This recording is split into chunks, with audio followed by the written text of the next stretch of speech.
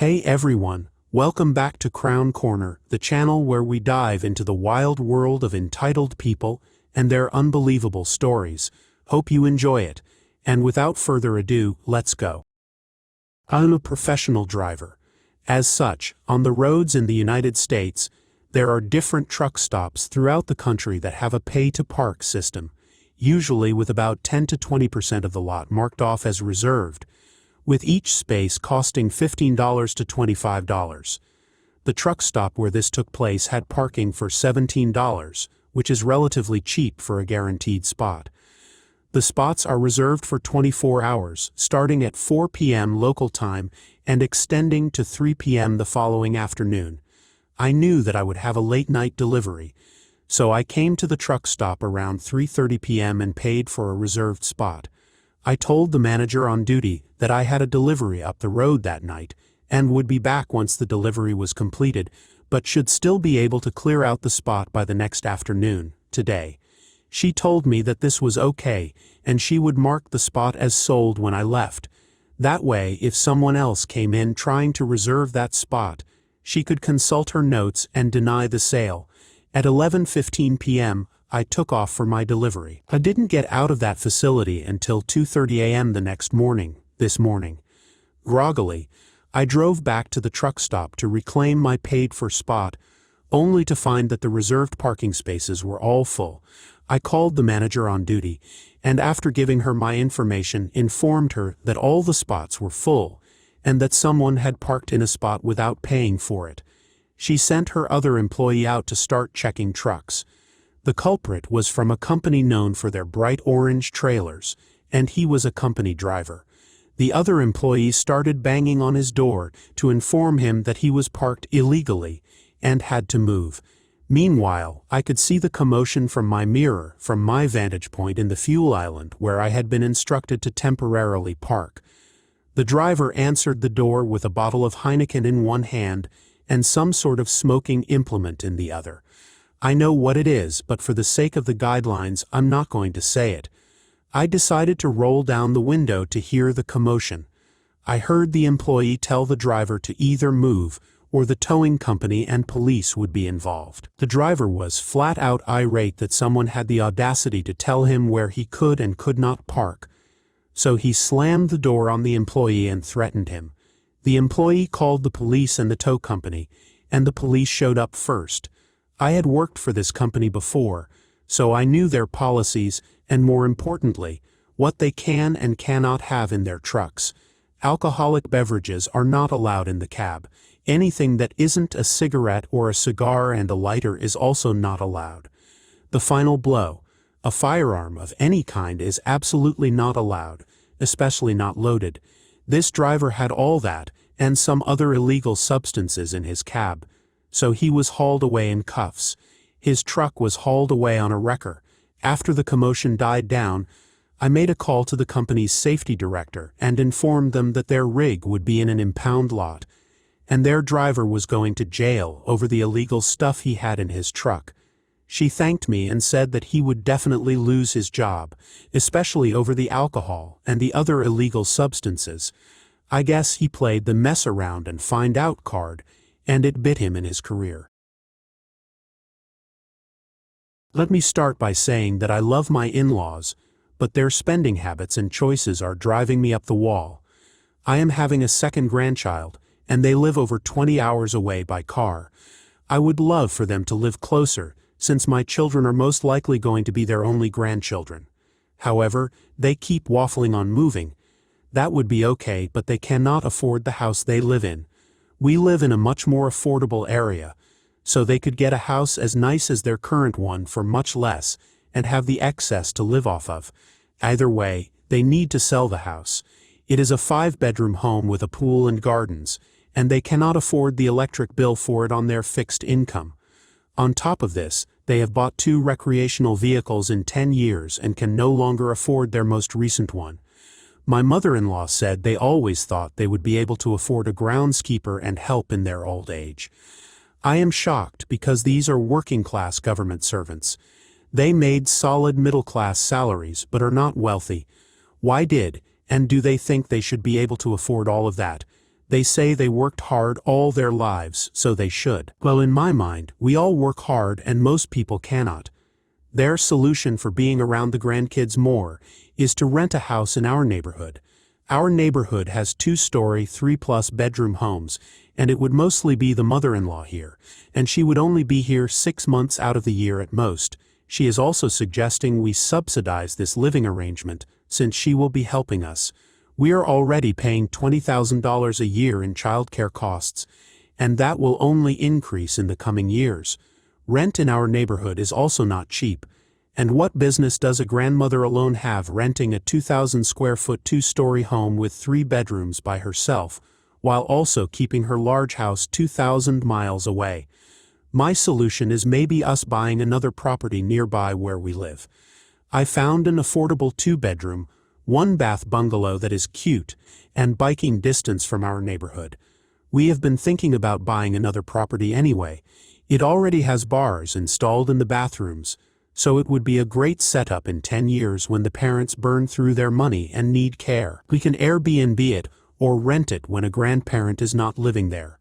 I showed the mother-in-law, and her first reaction was, "There are only 2 bedrooms. I do not know. I am from the South, and I was raised to have money but to be frugal with it. Being house poor was always talked about as the worst thing possible growing up, where you can barely afford the roof over your head, and all your money goes to keeping the lights on. We would hear stories of the nicer neighborhoods where you would go in, and all the lights would be off, and they would not have furniture because they are spending everything to appear to have a nice house and do not have any money left over for anything else. Most people in my family bought one house they could easily afford in a decent but not fancy neighborhood and stayed in it until they died. If they had more money, they bought extra houses or stock investments. Anyway, I just needed to vent. I feel like my husband needs to have a sit-down with them and discuss end-of-life finances, but I think they are both just hoping they drop dead suddenly of a heart attack in the next 10 years. My wife and I have a handicap placard for our vehicle. My wife, bless her, has a prosthetic leg and obviously needs the accommodation of handicap parking. The other parents at the daycare didn't seem to think so. Several times a week, both handicap spots at our children's daycare would be illegally taken. There were several excuses, of course. These ranged from, "I'm pregnant," "I have 4 kids, I'll only be a minute," etc. All poor excuses. The handicap spots are clearly marked and display the $250 fine on the sign and everything. My wife also had insults and racial slurs thrown at her when she would ask people to move their vehicles. One entitled mother even slammed the door in her face when my wife tried to enter the daycare to drop off our child.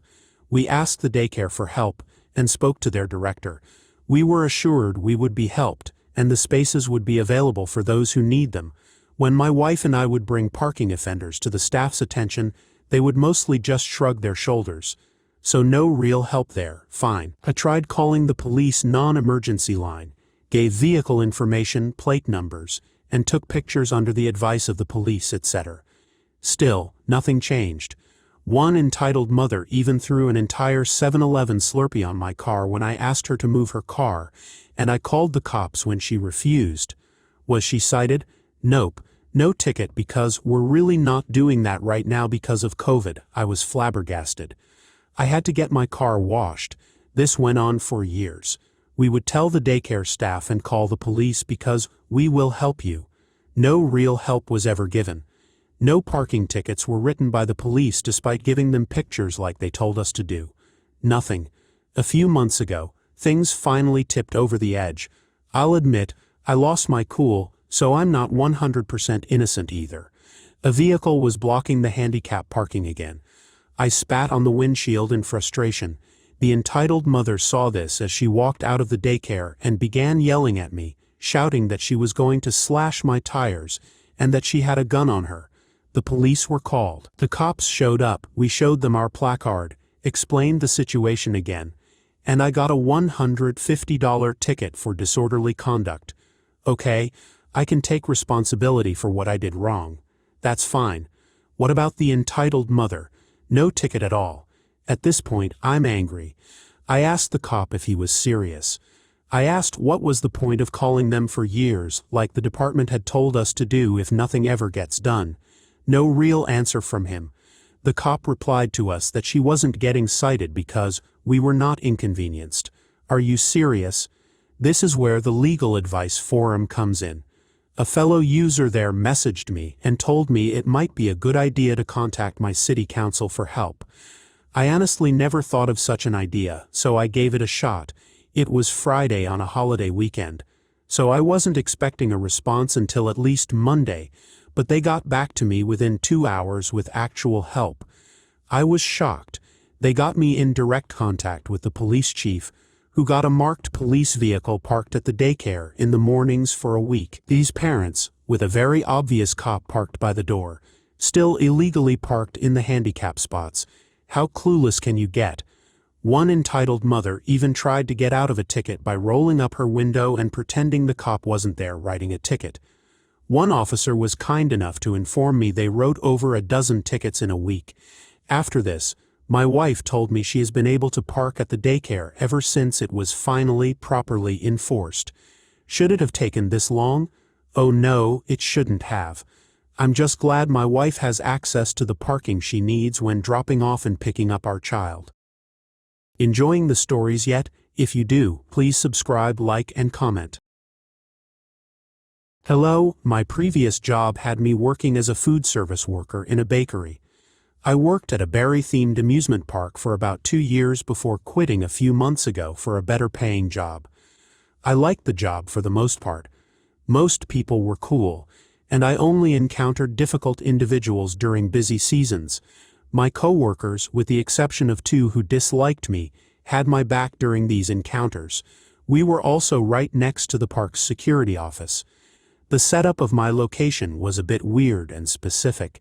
It was a bakery with 3 massive display cases separating us employees from the customers, 2 registers between the display cases and our soda machine, and a little nook off to the side. In this nook there were 3 machines. A massive coffee pot, a hot chocolate machine that was just a little broken and always messy despite my best efforts to keep it clean, and a run-down latte machine.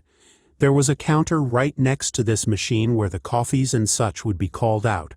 Additionally, there were 2 registers set up outside during busy seasons to efficiently serve customers. There was almost always 1 or 2 people on the outside register, and at this time, it was my team lead, basically a mini-manager, who really liked me because I had trained him. This incident happened on my last day there. The park has a drink program where anyone with an annual pass could pay an extra $10 or so and redeem a free fountain drink every 15 minutes. Non-pass holders could also get the drink program by buying a souvenir bottle for about $30, which they could use throughout the day and reactivate on different visits. Many people with this drink program felt they didn't need to wait in line for their drink redemption. They often walked up to the other side of the counter and asked for their refill. Usually they were annoyed but never malicious when I or one of my coworkers told them that they had to wait in line for drinks, as many people in line were also just getting drinks. Not this lady, though. Oh no, she was out for blood, and she must have sensed that I was in a good mood. It was the last hour and a half of my final shift. I was busy cleaning up a couple of messes made throughout the day by the hot chocolate and latte machines. At the same time, I was talking to my managers and other leads about my plans for the future, where to pick up my last check, etc. Suddenly, I heard someone unscrewing the lids off their cups and pushing them towards me. This woman, a little taller than me. I'm 5 feet 3 inches, had sunglasses and a baseball cap on, and didn't look very pleasant. You develop a 6th sense for difficult people when working at theme parks. She had 2 souvenir bottles on the counter, and was holding them out to me. I smiled at her and told her, "Oh, I'm sorry, you actually have to wait in line to get refills. I know it's inconvenient, but it's park policy." She scoffed at me and said, "I'm just getting drinks," to which I reiterated that she still had to wait in line, adding that even though the line was really long, there were other people in it who were also just getting drinks. So she disappeared, and I assumed she had gone to wait in the, admittedly pretty long line. In that time, I finished cleaning the machines and returned to helping customers in line with my other coworkers. About 5 minutes later, this lady came storming back in, cutting the line again, and walking up to the register. She pointed at me and said, It's important to note here that I am mixed race but look white and am usually perceived as white, because, to be honest, I didn't go outside much at that time, and have only recently started getting my darker color back. This woman was black, and most of my coworkers are people of color. I'm also autistic with low support needs, so I'm just a little awkward and anxious, fidgety, and have trouble making eye contact despite my best efforts. I'm sure that had something to do with why this lady targeted me, instead of my neurotypical coworkers. She kept yelling at me, saying, "You're a racist little brat, aren't you? You lied to me because I'm black. I wasted all that time in line, and your manager told me that you lied to me. You did this because I'm black, didn't you?" I, as any reasonable person would be, was startled. I had been trained for conflicts like this because I was supposed to be a team lead before management changed, and I was usually the person to deal with customers like her for that exact reason. This was partially why I quit. Regardless, this was my first time being cursed at by a customer in a malicious way. I said, "I'm sorry about that, but I didn't lie to you. I can get you your drinks, though." She basically threw her cups at me and said, "I want Coke and Diet Coke." I gave her those and handed her back the cups one by one, telling her which was which. She promptly scoffed and said, "You didn't put them in the right cups, are you stupid?" And she pushed the cups back at me. I had enough at that point, and asked one of my friends to take over for me as I went to talk to my lead outside. I went out there and told him about the lady, and he informed me that he did not, in fact, tell her to cut the line. He said he scanned her drink pass and told her to just wait for one of us behind the counter to help her, and we'd get to her as soon as possible. I told him about her insults to me, and just like that, boom, she appeared behind me. This woman had followed me outside and started berating me in front of my lead and hundreds of customers, once again calling me a racist little brat and saying that I hated black people, that I was a lazy piece of garbage, that I didn't know how to do my job, and that I had no right to be standing there and doing nothing when the line was out the door. My lead stood up for me, and I finally just told her, "It's my last day, you can't talk to me that way," and walked away. She didn't follow me again, and even though I had kept my cool for the entirety of the interaction, it hit me all at once, and I had a small meltdown in the bakery's storage room. My coworkers, now friends, were very understanding and let me take my time, and thankfully this woman did not ruin my day. I don't miss that job. Seriously, if you're going to a theme park, please be nice to the workers. I can tell you from experience that most parks are single-handedly run by teenagers, and unless it's a big park like the one I currently work at, management is in their early to mid-20s, and corporate doesn't care about us. Be nice, please. It's going to sound fairly reasonable to start, but trust me, it gets silly real quick. I had just started work at one of the big railway companies as a safety officer and customer service representative. As you can imagine, this is basically herding sheep, and not very effectively. People have places to go, but I'd rather they didn't end up dead. During probation, one of the bosses got moved to my station. This guy could not have fit the description of a brown-noser more if he'd tried. It looked like he had spent the last 40 years dreaming of having a badge with significance, and by God, he was going to use it. On the platform of every station, there is a yellow line on the floor a few feet from the edge, to signify where not to walk lest the turbulence turns you into a train's doormat. Simple stuff. When a train is pulling up, you're to keep everyone behind it. No issues so far. That's literally my job. For weeks he had been a stickler for his way, but would mask it as, "This came from head office." On this particular day, whatever bee was in his bonnet came out in full force, and he was masking nothing. Once a train stopped, as long as you don't have a full gaggle at the door, we usually have no issues with one or two people. You know, the London crowd who won't wait, being next to the door, ready. It's efficient if nothing else. The train had stopped, 3 people were waiting for the doors to open, they did, and the train left. This guy starts shouting from literally the other platform in front of other travelers, roasting the heck out of me. Safety, yes, but this was obscene. So he decided to enact a rule of his own. If you want to pass this probation, I want to see everyone behind that yellow line for a full 30 seconds before you signal to let the doors open. If a single person moves, you talk to them about safety and wait again. So let me get this straight. That 30 seconds resets every time someone else doesn't listen and crosses the line? Did I stutter? Did you what? Oh, you're on, sweet child.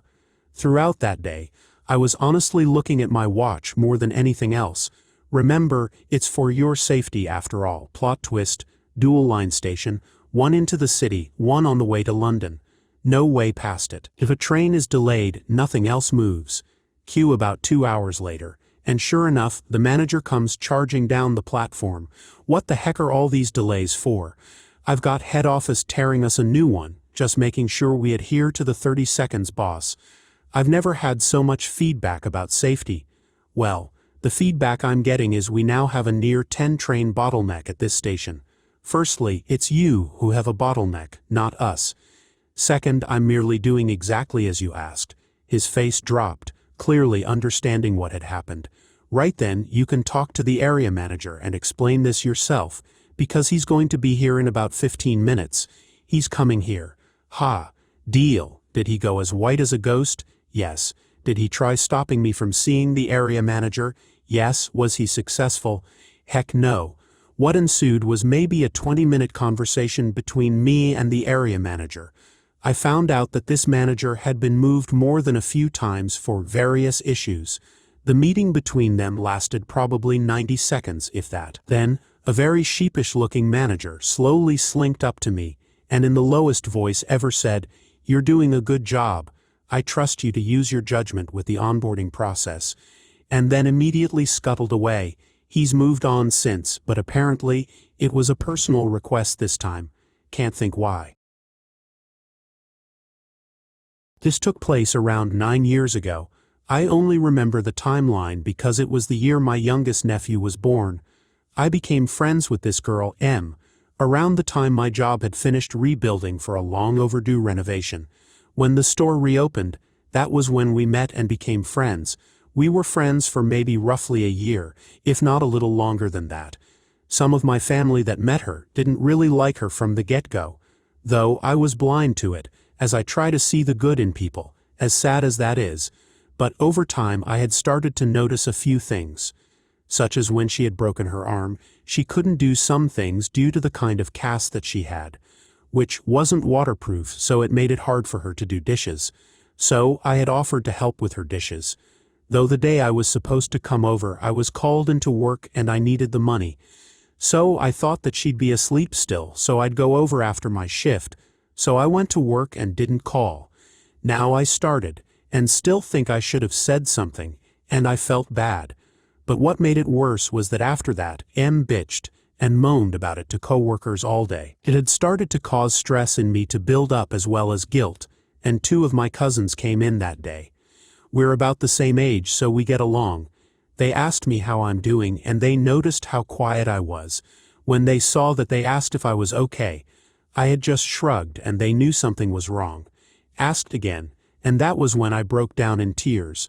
Pulled me aside and asked me what happened, and I had told them everything. They said that it was a jerk thing to even keep bringing it up to work of my friend. When she saw I was in tears, she apologized and said that she knows I couldn't stay mad at her long or something along those lines. I don't remember it. After that, I thought that maybe things were okay again, though it seemed that it wasn't as I had thought. Another thing, she was dating my best friend from high school, well, my best guy friend. One day, he and I ran into each other and chatted for a bit. Jay let me know that he was going to break up with her. Didn't go into detail about why, and just wanted to give me a heads up. He also asked me not to say anything to her, which I agreed, as it wasn't my place anyway to say anything to her like that. So I had kept it to myself, and didn't say anything that would indicate that they were going to last or not last, if that makes sense.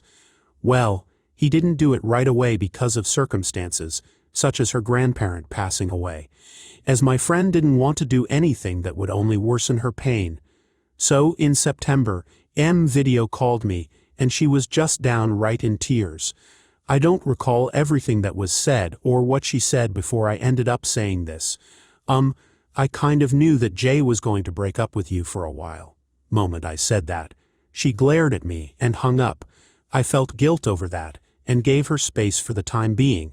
After that, I went to bed, as it was late at night, and I was exhausted both mentally and physically. When morning came, I got up, got ready, and was going out to hand out resumes, as I wanted to get out of my job for a few reasons.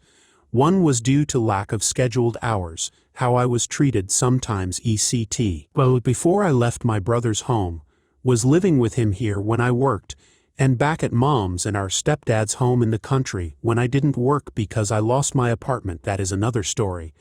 I was asked if I could come into work for a shift. I declined because I wanted to do this when I could.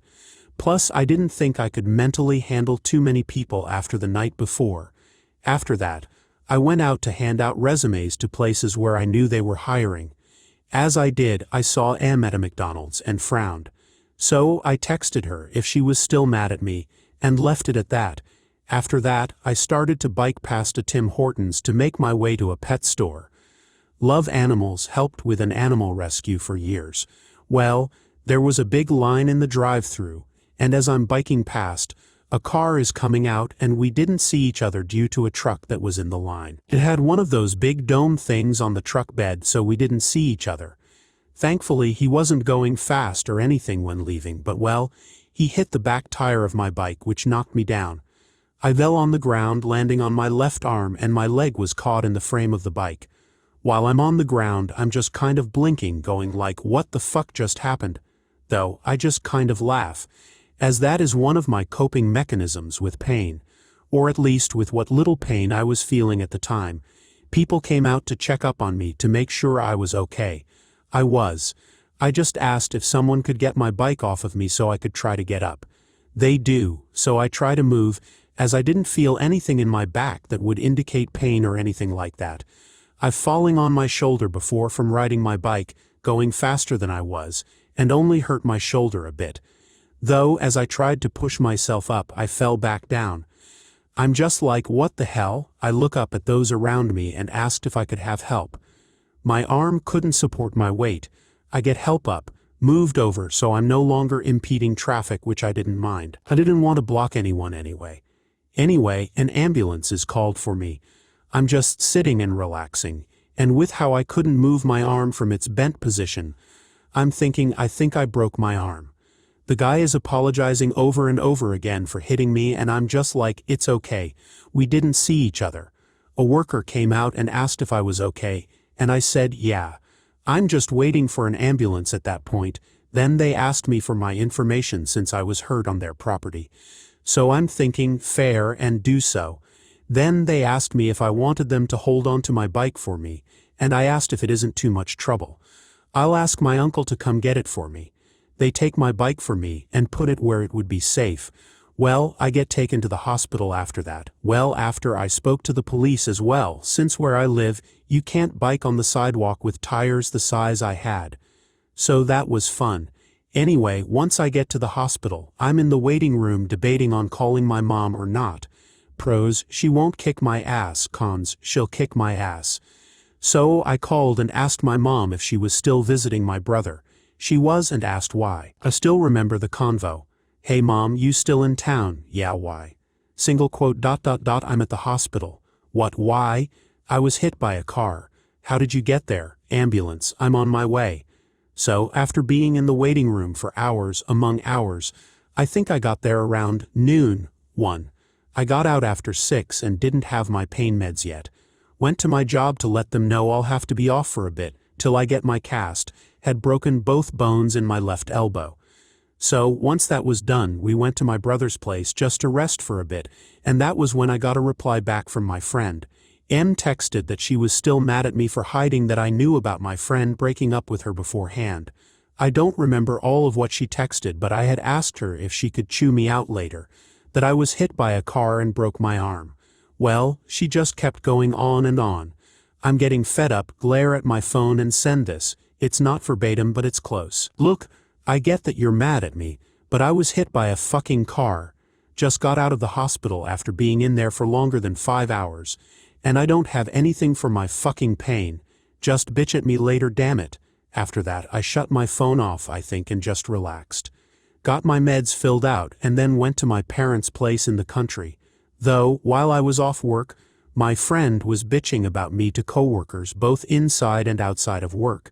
Even to the bus driver, who knew my mom, aunt and uncle as her own kid, used to play with them when they were kids. The bus driver told her to shut the fuck up. I only found that out because a coworker who I've known since I started let me know, telling me that she had even asked our manager to keep an eye out for her because of what she was saying, such as calling me a bitch and the like. After my first shift back, she pretty much ignored me, which I didn't mind. I was still in pain, and the cast I had was pretty heavy as it went from my hand, past my elbow, up my bicep. When my shift was done and I was in the car with my mom and heading back home, Em called me and started to go on a spiel. I can't remember it, but just her saying that she was upset and that I should have said something. I had her on speakerphone, so Mom heard everything and got fed up. Mom told her off, saying that it wasn't my business to tell her in the first place. Plus, it was most likely that she wouldn't have believed me anyway. Also, that she knows that she was talking shit about me behind my back to coworkers and anyone that she could, who wasn't even involved in our problems. Then said that if she did anything to my cat that there would be hell to pay. She was looking after my cat for me because my stepdad was allergic to cats, and he was kind of in the mindset that animals didn't belong inside the house. He was a farmer, so that was how he was raised. After I got home, Em texted me saying, how could I think that she would hurt my cat, among other things. Then she said if I didn't get my cat that weekend, she was putting her in the shelter. Of course, I'm freaking out and panicking to the point of going into a panic attack. I found my cat. I've had her since 2014, and she is pretty much my child and still is. So I'm calling my friend Jay, begging him to get my cat for me because of what I told. He said that he'd get her for me and not to worry. I thank him for it and trying to calm down, though she had also called the cops on my mom because, I won't lie, Mom did kind of threaten her. It was only because when I called her, with Mom's phone as I was paying for minutes and was low. I don't remember again what was said. I was in hysterics, I think, by that point. Mom threatened her that if anything happened to my cat, she would find a way into the apartment building, that she knows people there, and would rip her face off and glue it to the cheek of her ass. Yeah, cops got called. But when Mom explained everything, he didn't give a warning, understood, and said that if any other call was made to us, then to let him know. Even asked later if I got my cat to a safe location, which I did. Though Em told Jay that I owed her $10 because of my cat's water dish as per agreement, which I said I'd pay only if her power bill went up, as the cat's water dish was electric. When I found that out, I went to him and gave him $20 for the $10 he lost, but also for picking up my cat. He also loved my cat while looking after her, called her his little co-pilot, as she would lay on his bed when he gamed.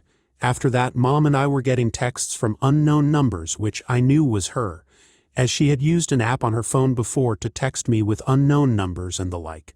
Sadly, I couldn't prove it was Em since again, the app hid her number by giving a different one. I was getting sickened with those texts, so when I got a new phone I changed my number in the process. Mom had also changed her number as well. But wait, there's more. Long after that, I got my cast off, finished physio, and was just having a normal shift at work. I was front running, pretty much getting orders on trays or in bags. Well, who walks in? Yup, my Em along with her new friend. They're also not friends anymore. They had a fight that resulted in her wanting to ditch the friend in the country, on the side of the road, at night.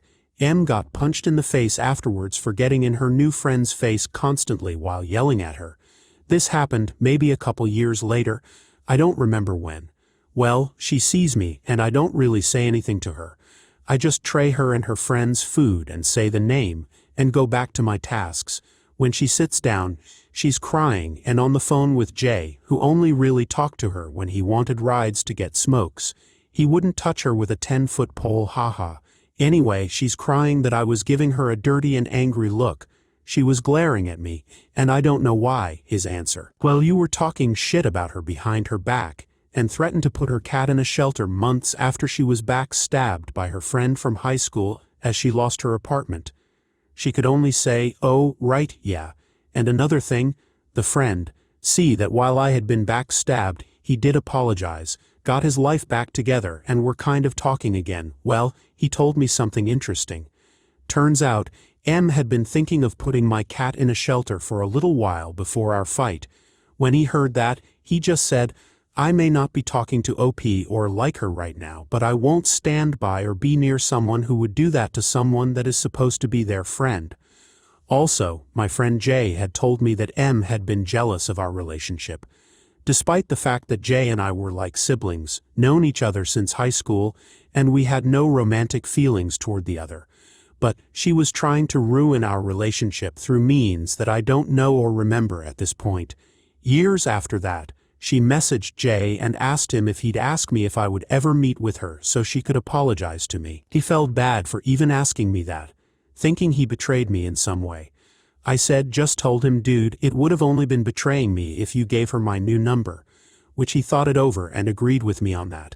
Never met with M, I'm just thinking, nope, you threatened my cat, talked shit about me at work, told your friend that I was the reason why you lost your job. Fuck that, you can feel guilt for it for all I care. Yeah, she quit working because I told the GM what was happening. She took away M shifts, but what I said was just the final straw. Because she was always calling in, always complaining about being sore while working, always wanting to go home ECT. Even when she had a broken arm, I could get she didn't want to work, but still. I worked with my arm in a cast for my left arm when I'm left-handed, and I still worked. I didn't complain to go home, didn't whine about pain or nothing, just came up with methods to get through the shift till I could get home. So yeah, the GM took away her shifts, which made her quit. I wasn't the main reason, but just the straw that broke the camel's back. Thanks for joining us. If you enjoyed the video, don't forget to hit the like button and subscribe for more captivating stories. Share your own experiences and opinions in the comments below, and let's keep the conversation going. Until next time, stay tuned for more epic tales.